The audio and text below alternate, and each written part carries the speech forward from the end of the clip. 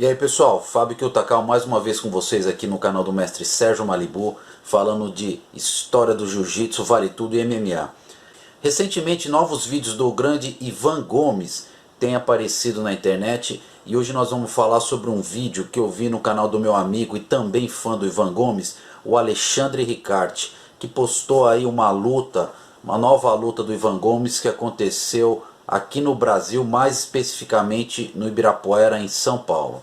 Antes de falar da luta, vamos falar um pouquinho o que aconteceu antes. Em janeiro de 1975, a New Japan Pro Wrestling, que era presidido pelo Antonio Inoki, que é um japonês que era envolvido com o Pro Wrestling, que inclusive passou a adolescência aqui no Brasil, e ele retornou ao Japão e se tornou um grande ídolo do Pro Wrestling.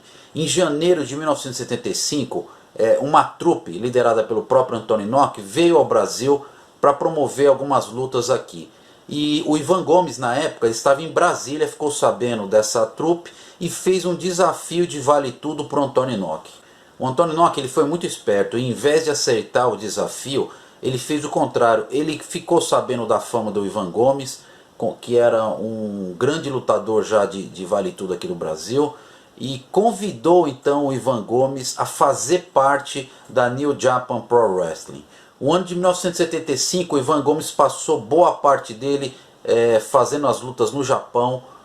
Ele fez um total de 85 lutas no Japão, ganhando todas elas, inclusive chegou até a lutar na Coreia. Assim que o Ivan Gomes terminou essa temporada de lutas no Japão, ele voltou ao Brasil com Keisuke Inoki, o irmão do Antonio Inoki, e eles vieram para promover algumas lutas do Ivan Gomes aqui no Brasil. Um fato curioso é que o Keisuke, depois de promover essas lutas aqui no Brasil, ele foi para Nova York para acertar os últimos detalhes da luta do irmão dele, do Antonio Inoki, contra o Muhammad Ali, que também é uma luta que a gente já falou aqui no canal do Mestre Malibu, que se tornou lendária aí como um dos primeiros confrontos de grandes estrelas do boxe contra o Pro Wrestling. Então nessa viagem então em março de 76, o Ivan Gomes acabou acertando 3 lutas aqui no Brasil, e a luta que a gente vai estar vendo agora é a última luta dessas 3, que aconteceu em 14 de agosto de 76 e foi contra Osamu Kido. O Ivan Gomes media 1,77 m, na época pesava por volta de 102 kg, e o Osamu Kido media 1,80 m e pesava por volta de 105 kg.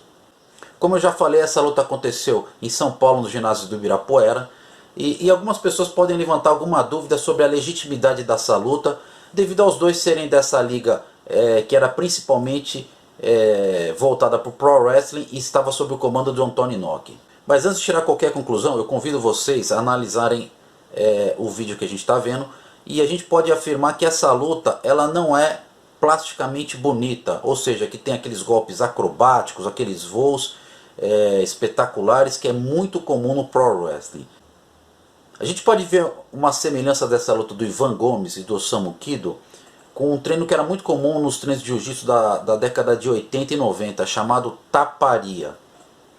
Nesse tipo de treino, a classe era dividida em 2 grupos, e um grupo seria o agressor, onde poderia bater com a mão aberta, inclusive na cabeça, e o outro grupo era obrigado a somente agarrar e finalizar.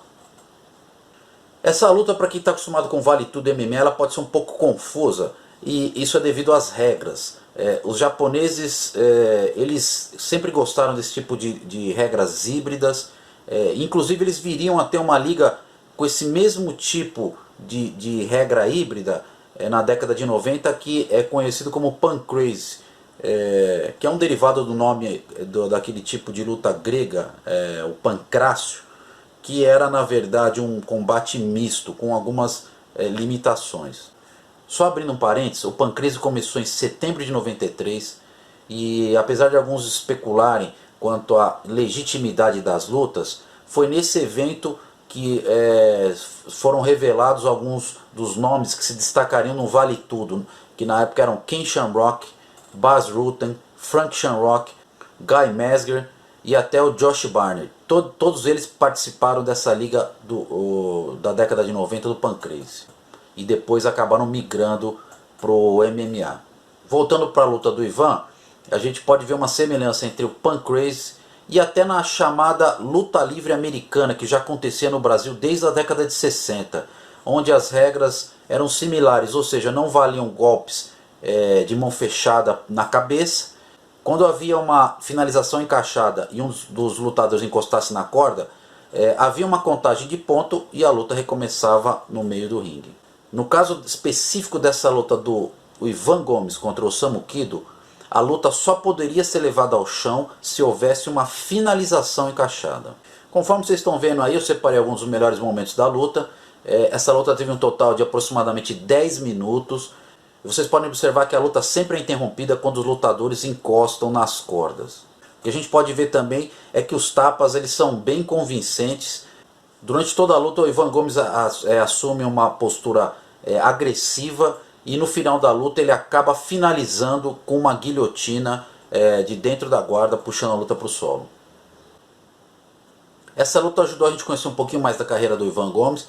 Espero que vocês gostem do vídeo. Se inscrevam no canal do Mestre Sérgio Malibu. Até a próxima.